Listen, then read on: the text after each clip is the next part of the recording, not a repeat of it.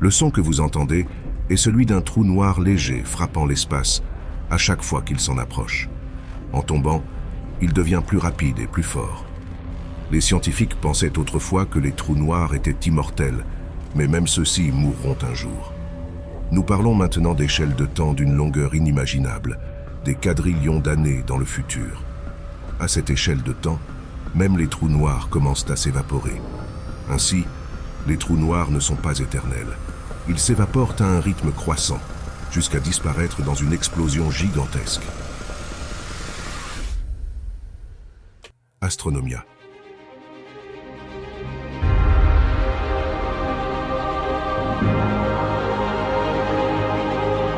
Où les mystères de l'univers prennent vie.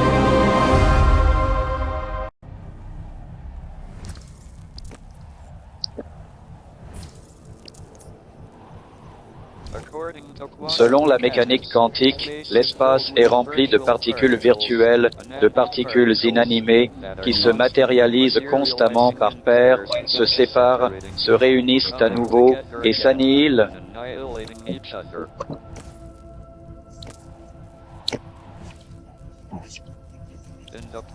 En présence d'un trou noir, un membre d'une paire de particules virtuelles peut tomber dans le trou, laissant l'autre membre sans partenaire avec lequel s'annihiler.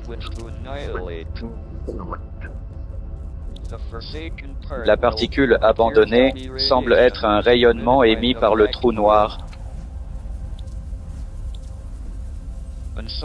Les trous noirs ne sont donc pas éternels.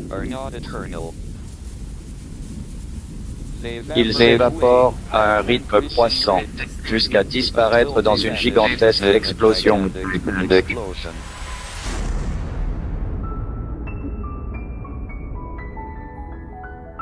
La mécanique quantique a permis aux particules et aux rayonnements de s'échapper de la prison ultime, un trou noir.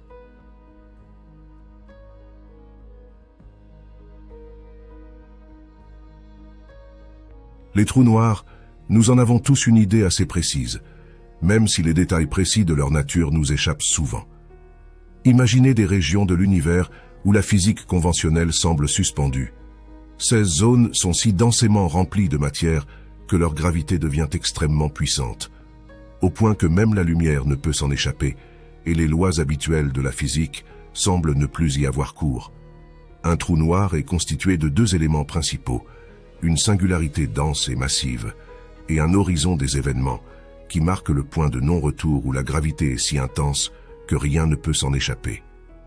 Ce qui se passe entre cet horizon et la singularité reste un mystère insondable.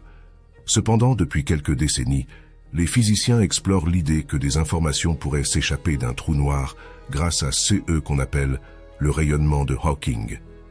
Stephen Hawking, un éminent physicien, a théorisé dans les années 1970 que les trous noirs pourraient non seulement laisser échapper des informations, mais également perdre de la masse. Ainsi, un trou noir qui ne capte pas de matière finirait par en perdre et à terme par s'évaporer. Ce processus implique un rayonnement électromagnétique semblable à la lumière qui contient des informations sur ce qui a franchi l'horizon des événements du trou noir. En d'autres termes, les trous noirs ne seraient pas des entités permanentes dans l'univers. S'ils ne captent pas de matière, ils s'évaporent progressivement jusqu'à disparaître. Ce phénomène s'explique par le fait que le vide spatial n'est pas un véritable vide. Il est le théâtre d'un ballet incessant de particules virtuelles qui apparaissent et disparaissent. Ces particules émergent par paires, se rencontrent, puis s'annihilent. Ce processus respecte les lois de la conservation de l'énergie, car ces particules s'annihilent mutuellement sans enfreindre aucune règle fondamentale. Parfois, ces paires de particules apparaissent à proximité de l'horizon des événements d'un trou noir. Dans un tel cas, une des particules pourrait être capturée par le trou noir, tandis que sa partenaire, isolée, resterait dans notre univers. Cette particule isolée devient alors réelle et ne peut plus simplement disparaître.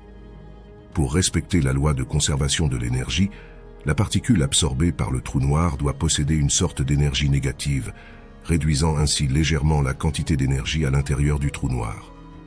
En conséquence, la particule isolée, semblable à un photon de rayonnement, est éjectée du trou noir dans l'espace, entraînant une perte minime de masse pour le trou noir. Si ce processus se poursuit sans que le trou noir n'absorbe de nouvelles matières, il perdra progressivement de la masse. Ce phénomène est connu sous le nom d'évaporation. Les scientifiques tentent actuellement de détecter le signal gamma qui serait émis lorsqu'un trou noir s'évapore. Bien que ce phénomène n'ait pas encore été observé, il fait l'objet de recherches intensives. Par exemple, les scientifiques du Grand Collisionneur de Hadron tentent de créer de minuscules trous noirs microscopiques qui se dissiperaient rapidement, ce qui pourrait nous aider à mieux comprendre le processus d'évaporation. Le rayonnement de Hawking a relancé le débat entre la relativité générale et la mécanique quantique, menant au paradoxe du mur de feu des trous noirs. Cependant, cette discussion complexe est un autre sujet que nous aborderons une autre fois. Il était peut-être le plus grand génie de notre époque. Stephen Hawking a jeté un regard derrière le rideau de la réalité et a entrevu le véritable fonctionnement de l'univers. Il nous a tous inspirés à poursuivre notre curiosité, quels que soient les obstacles. Cependant, son véritable héritage est son travail. Il a apporté des contributions profondes à travers la physique, de la théorie quantique à la cosmologie. Notre hommage est de vous apporter la découverte la plus célèbre de Stephen Hawking. Peu après qu'Einstein ait révélé sa grande théorie générale de la relativité en 1915, les physiciens ont réalisé qu'elle permettait la possibilité d'un effondrement gravitationnel catastrophique dans des lieux de densité extrême, comme le noyau mort d'une étoile massive. L'espace et le temps pourraient être entraînés vers l'intérieur pour créer un trou dans l'univers, une frontière dans l'espace-temps appelée horizon des événements, qui pourrait être franchie mais d'où rien ne pourrait revenir. Une fois formé, il n'y avait rien, en théorie ou en imagination, qui pourrait ramener la matière consommée à l'extérieur de l'univers. Ces trous noirs devraient exister pour toujours, ne faisant que croître, jamais rétrécir, ou du moins c'est ce que nous pensions jusqu'en 1974, quand un jeune physicien nommé Stephen Hawking a publié un article dans Nature intitulé « Explosion de trous noirs ».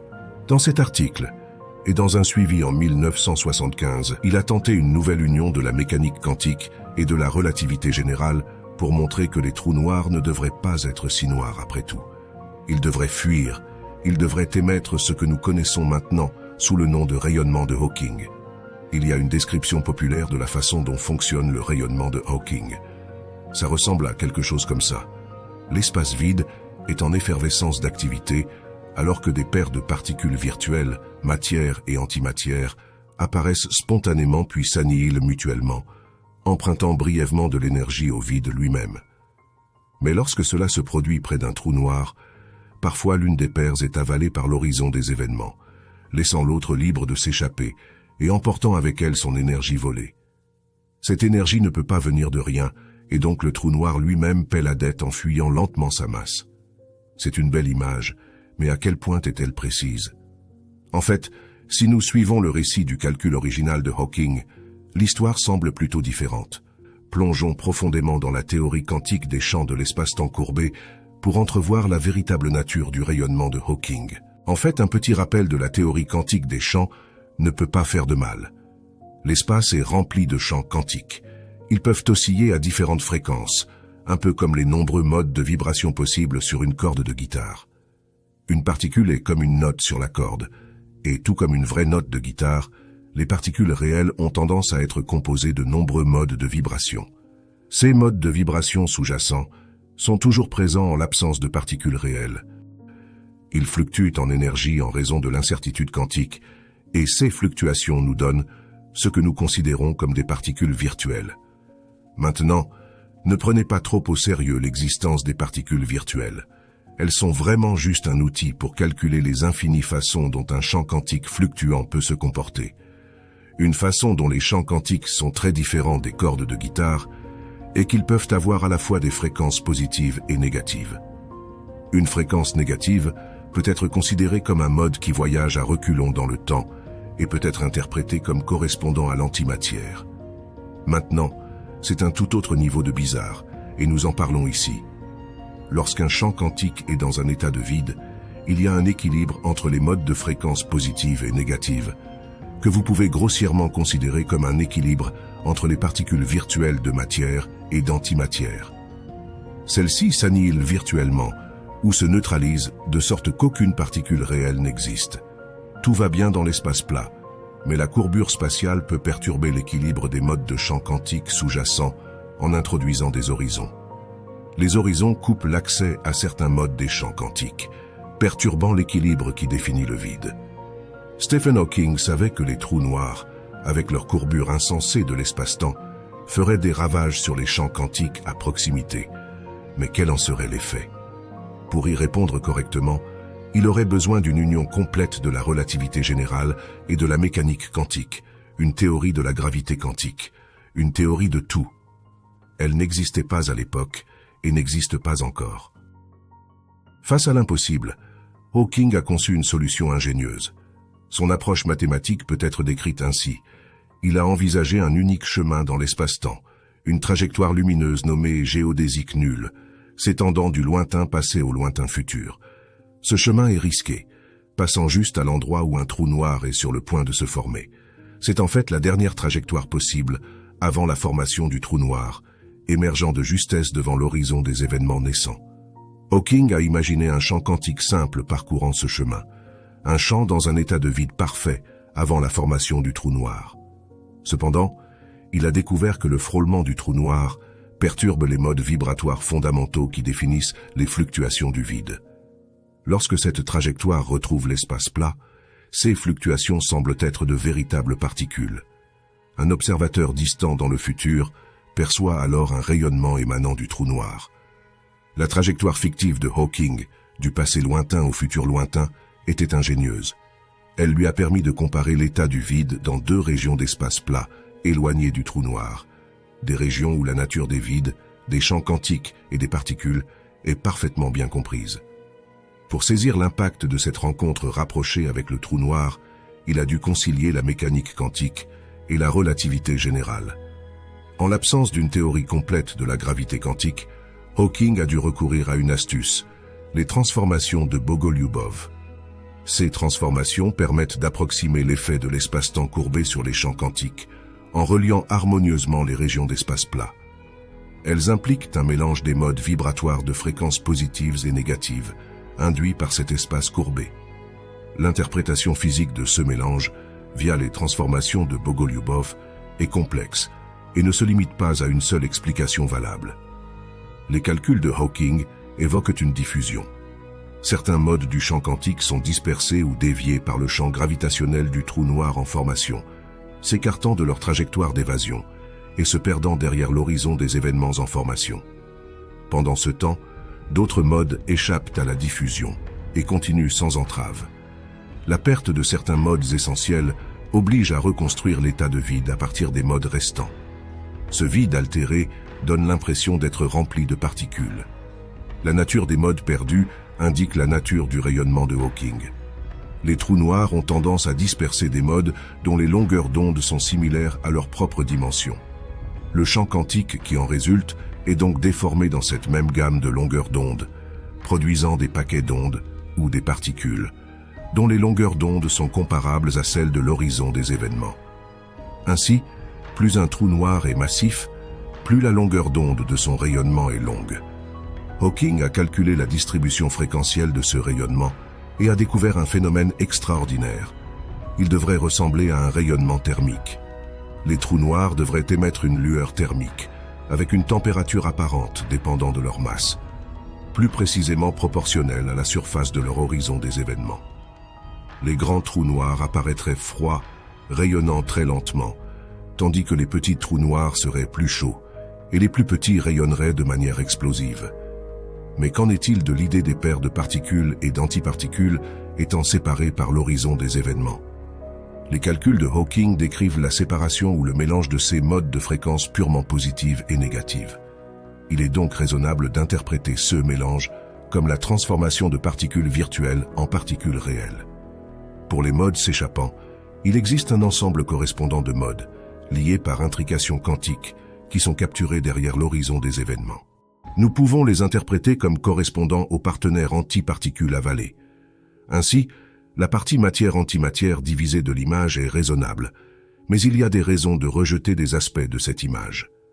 Premièrement, ce rayonnement n'est pas localisé. Rappelez-vous, Le rayonnement de Hawking a des longueurs d'onde de la taille de l'horizon des événements, de la taille du trou noir entier. Eh bien, ce sont les longueurs d'onde des débris des particules créées, et elles nous disent qu'il y a une énorme incertitude quantique dans l'emplacement de ces particules. Le rayonnement de Hawking doit apparaître comme provenant du trou noir global, pas de point spécifique sur l'horizon des événements. En fait, un observateur en chute libre à travers l'horizon ne voit rien. Pour eux, l'espace est localement plat, le vide devrait ressembler à un vide. Ce rayonnement n'est visible que pour les observateurs distants. Eh bien, il y a une exception lorsque vous allumez votre jetpack et que vous planez à une distance fixe au-dessus de l'horizon, alors vous voyez des particules. Vous voyez le rayonnement d'une rue. Nous examinerons sa relation avec le rayonnement de Hawking à l'avenir. À propos, le rayonnement de Hawking sera principalement composé de photons et d'autres particules sans masse. Pour produire des particules avec masse, l'énergie du rayonnement doit être suffisamment élevée pour couvrir la masse au repos de la particule. Il est donc acceptable d'interpréter le récit du calcul de Hawking comme la séparation de paires de particules entrelacées, matière et antimatière, même si ce n'est vraiment qu'une interprétation heuristique. C'est la cause de la séparation qui est difficile à déterminer. Nous pouvons penser au mode de fréquences positives et négatives étant mélangés en raison de la diffusion, peut-être par le graviton encore inconnu. D'autres physiciens ont obtenu le même résultat thermique pour le rayonnement de Hawking en pensant à des particules s'échappant de sous l'horizon des événements par effet tunnel quantique. Le fil commun est l'incertitude quantique, par exemple. L'incertitude dans la position et l'élan peut conduire à des paires de particules qui étaient autrefois au même endroit ou à des modes qui étaient autrefois sur la même ligne du monde, devenant séparés par l'horizon des événements. Alternativement, l'incertitude en énergie peut conduire à la création de particules. Quelle que soit la façon dont vous l'interprétez, il est difficile d'éviter la conclusion que les trous noirs émettent des particules. Le fait que différentes dérivations conduisent exactement au même résultat ou que le rayonnement semble thermique ne peut pas être une coïncidence. Il est difficile de faire disparaître le rayonnement de Hawking dans les mathématiques et croyez-moi, Stephen Hawking lui-même a essayé. Finalement, cependant, ces calculs sont tous des astuces, bien que totalement brillantes. Sans une théorie quantique complète de la gravité, l'origine du rayonnement de Hawking restera mystérieuse, et il y a d'autres mystères que nous n'avons pas abordés. Par exemple, que se passe-t-il avec les particules ou les modes piégés par le trou noir? Comment finissent-ils par réduire la masse du trou noir au lieu de l'augmenter? Et puis, il y a le fameux paradoxe de l'information, dans lequel le rayonnement de Hawking semble détruire ce qui devrait être une quantité conservée, l'information quantique. Nous aborderons tous ces sujets dans de futurs épisodes. Pour l'instant, nous devons conclure que les trous noirs rayonnent et, ce faisant, s'évaporent. Les monstres les plus effrayants de la relativité générale sont finalement dénoués par l'esprit brillant de Stephen Hawking et une bizarrerie mystérieuse de la mécanique quantique. Les trous noirs commencent à s'évaporer, effaçant les dernières grandes structures de l'univers. Alors qu'ils meurent, ils illuminent l'obscurité un par un. Alors que les trous noirs meurent lentement, l'univers continue de s'étendre, entraîné par une force mystérieuse que nous ne comprenons pas encore. C'est la frontière de la connaissance humaine, une frontière mûre pour l'exploration et la découverte. Les philosophes et les poètes ont posé la question, le monde finira-t-il dans le feu ou dans la glace? Nous pouvons maintenant donner une réponse. Les dernières preuves montrent que l'univers ne ralentit pas, mais qu'il accélère hors de contrôle. Et nous pensons que l'univers mourra de froid, des trillions et des trillions d'années à partir de maintenant.